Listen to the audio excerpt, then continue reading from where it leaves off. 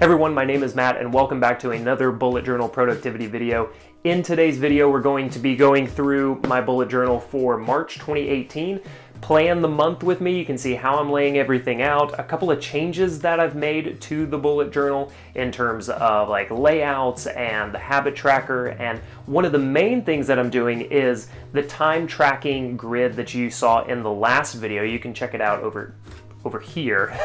Is I'm actually putting that all into the Baron Fig Confidant bullet journal right here. And so this will give me one notebook to rule them all in Lord of the Rings style. So go ahead, hop in this with me. There's going to be timestamps, there's going to be descriptions, everything is in the box below. So if you want to skip around, that's totally fine with me. Do what works best for you. The other thing that I want to tell you about is today is also the start of the 5-day time tracking challenge. So if you want to hop in and really see where your time is going so that you can pick out the 1 to 2, like 15, 30-minute blocks in your day or even during your week where you can start to make progress on something new that you want to get started on, or something that you know you want to give more time to but just haven't really been able to find it. 5 days, I'm going to show you and give you prompts throughout those days on how you can find those little blocks of time that help you make progress on the things that really matter to you. So go ahead and check that out. There's going to be a card for it here. There's also going to be a link in the description below.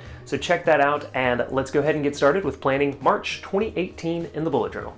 Here we go. So let's take a quick look at February and zoom in here for you. On my habit tracker, I actually did a really good job and I was pleased with a bunch of the different habits that I was tracking. You can see I only missed 1 day total of journaling, only 5 days total of some kind of exercise for the entire month. The deep work was a little bit more haphazard, same with creativity. I did have 16 days of making something for the blog or for the vlog. I also had about 20 days of reading something. I feel really good about the habits and I felt good about what I did all month in terms of tracking these.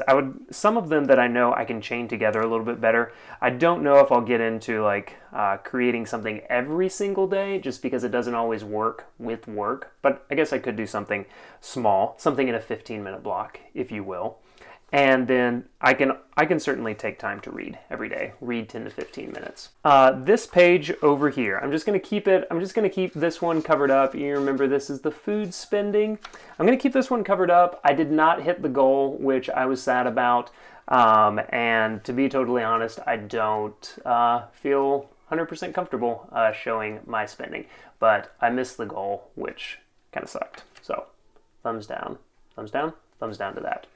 The quotes I'm pondering, I didn't actually write any of them down in the bujo, which was a fail on my part, but I did get into the habit of writing them down on these index cards. Now these are the Baron Fig Strategist note card. They do have the dot grid on them, and this is great. Excellent book, by the way, 12 Rules for Life, and you can see the dots, a nice subtle rounded edge as well.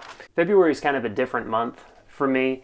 We went on a ConvertKit retreat, so I didn't really do any like planning or writing things down for that week, and then I took a big chunk of another week off, and so didn't have like a full layout for either of those. So a little bit tighter. I did experiment with using some highlighter colors to fill in my 10 blocks.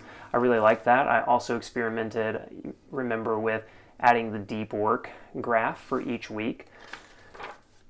So this is actually the current week that I'm on, right at the end of February going into March. So you can see, again, using those highlighter colors, it creates a nice little pop, and it's a nice subtle way of adding some color without getting too fancy with it. For these, I'm using the Zebra Eco highlighters. Super difficult to zoom in on, but I'll add them into the description below in the video. Same kind of layout, 10 blocks over here, agenda, tasks all on the right side. All right, so let's take a look at March. Very similar to what I did in February. Month at a glance on the left side for the first page here. I am adding in some like just really simple like bookmark. January back here, February right here, and then March right here with the blue. Same thing also with the habit grid. Just laying that out in the same way. The only change that I'm making in terms of the layout here is that I did have reading next to creating, that pink next to red. And so it just, you can see it kind of blends together visually. So I'm just splitting those out this month. Green for exercise, C for create, C for create, red C for create, blue D for deep work, orange J for journal, and then red R for read/meditate. What I'm doing a little bit differently this month is, you'll remember and you know from my videos that I've been doing the time tracking with these different grids. And so I'm going to be testing these out instead of having a separate one like this. This is just a field notes, little pocket notebook, which I really do like carrying around. But instead of having two separate notebooks in Lord of the Rings style, I'm going to try to have one notebook to rule them all, one bullet journal to rule them all. So I'll still have my 10 blocks with a deep work grid. Then I'm going to have each day to just have its grid already right here. So this would be Monday, this will be Tuesday. I'm still going to have time for my meetings and agenda items right here. So this one would be for Monday. And then top tasks still go up here to the right. So I still have my top tasks. I still say Monday, March 5th is what this would be. So meetings, I know it's going to be 11 a.m. team meeting. So I still have my meetings down here. And now I'll just have my grid, instead of it being in a separate notebook, I'll have this grid right here inside of the primary bullet journal. So I'm still going to have my 10 blocks over on the left side here, and I'm going to have my grid over on the right side of the page, still room for my top tasks and my meetings. Now the way these grids are going to be laid out is, let's say now this is going to be Wednesday, and then Thursday, Friday. Still top tasks over to the right. It does take me away from having this full page, kind of single spread view for the week. But I'm going to try and sacrifice this, see how this works. So top tasks, I'll definitely be migrating things from one page over to the next. But this gives me a way to look at my time grid along with everything else that's happening during the day. So again, just going to give me that one view, that one notebook to rule them all, Lord of the Rings style. 5 a.m., waking up, 6, 7, 8. Now this would take me through to 9 a.m. 9 a.m. is normally when I start work. And then this kind of block is going to be out for work time. So let's look right here and start again at 5 p.m., 6, 7, 8, 9. And this takes me through to 10 p.m. when I normally go to bed. Okay? So now what I'm able to do with this, here's the hour coming across, and this is from 5 to 5:15, 5:15 to 5:30, 5:30 to 5:45, and then 5:45 to 6.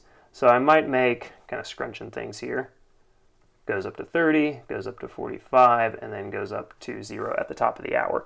So you can see what I'll normally do here, and this is actually today. So this is day before, March 1st, February 28th. Shout out to Aunt Chris. Happy birthday to you. So you can see this morning woke up, or actually slept in a little bit, so woke up at 5:30, thus sleep through to here, then coffee, journal, spend some time with my wife, and then work on the vlog. Just sit.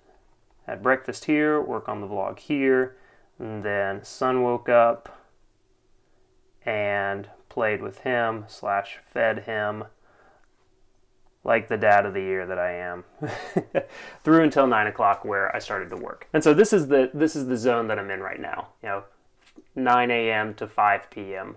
work time. The other two things that I'm working on for the week, and one of the reasons that I wanted to give myself a little bit wider spread for the week, so I've got my grids, and then I'm also asking myself, what did I learn at the end of each week? What did I learn about the week? What's the main thing that I need to take away? Any patterns that I noticed or things that I need to be aware of that are happening for future reference or for current reference? And then how did I move forward? How did I make progress on the things that I care about, and how am I moving forward? So just 4 quick questions. I'm not going to spend a lot of time answering them. They don't need, like you can see, I don't even have a lot of room for a ton of words, but just a little something. And then over the next several pages, I just have space here for future weeks. So each week right now, take up 4 pages. So this is about 12 more pages. And then, so this is the end of the month. I'm going to be keeping for March my primary project. So we've talked about this in the main video that came out at the end of 2017, beginning of 2018, but how I plan my projects. And what I'm doing right here is I'm just giving myself 2 primary projects that I already know these are on my plate. So in-app onboarding and then the courses that we're doing for ConvertKit customers. And then I have 4 smaller projects that are going to take up a little bit less time, but are still things that I need to be aware of. So dunning, which are like cancellation emails for people whose credit cards have expired, and then creating better metrics for our onboarding and customer success. Right now, those are the only 4 that I know I have, but pretty much every month, something I either bring up or kind of gets tossed to me, I'm able to take on. So I'm leaving some space here. This is what I can do for a month. And so having these 2 extra spaces right here gives me the flexibility to say yes to something. If there are other things that come up, then I know that I just need to say no to it because I'm already kind of booked out. So that's the way that I'm planning out March. I'm really excited about it. I'm looking forward to seeing how all of this works and comes together. Like I said, the primary things to check out, these habit trackers, the time grid. There is still time. There is still time, my friends, to join the time tracking challenge on March 1st. So if you're watching this, go ahead and sign up. Also in the card that's going to pop up to the right here. But go ahead and sign up for that and we can track our time together. Someone asked in the comments for the time tracking video that I did last time, why are you so obsessed with your time? And I thought it was a reasonable question because if you watch any of my videos without much context, or if you just like grab something from it, you think this guy is obsessed with his time. Like, why doesn't he just like, the commenter was asking, like, if you want to spend time with your family, what do you go in and say like, all right, family, it is time now, I have 30 minutes for you. It's not really like that. Like, it's more of a reflective action right now of like, okay, I spent an hour with my family. But yesterday, I had a little break and I just went and wrestled with my son for a little bit. And I didn't, and I just kind of went back and said, wrestled, played with my son for 15 minutes in the middle of the day. I think the gist of the question, like, I am kind of obsessed with my time. The reason for that is I believe that time is one of the most important resources that we have, and the way that we spend our time is how we spend our lives, and I want to make sure that I'm spending my time on the things that really matter to me. So if I'm picking out things and I'm noticing like, oh, I spent like X number of minutes or hours on this thing that doesn't really matter to me, I'd rather redirect that, but I need to recognize it first. It's almost like budgeting your money. Like if you're like, why am I spending like X number of dollars on this thing that really doesn't matter to me, like it doesn't make me happy. Now I can redirect that money to something that does make me happy. So think about your time in the same way. Thank you so much for watching these videos. Give it a thumbs up and make sure you subscribe. The channel's been growing like gangbusters. I don't know why I said that. Thanks so much for watching these. Please share it with a friend if you think it can be helpful to someone. And make sure that you sign up for the time tracking challenge in the card up here and also the link below. Your comments mean a lot to me, all the thumbs ups, and yeah, thanks so much. It's a pleasure and an honor, and I'll see you next week with another video. Take care.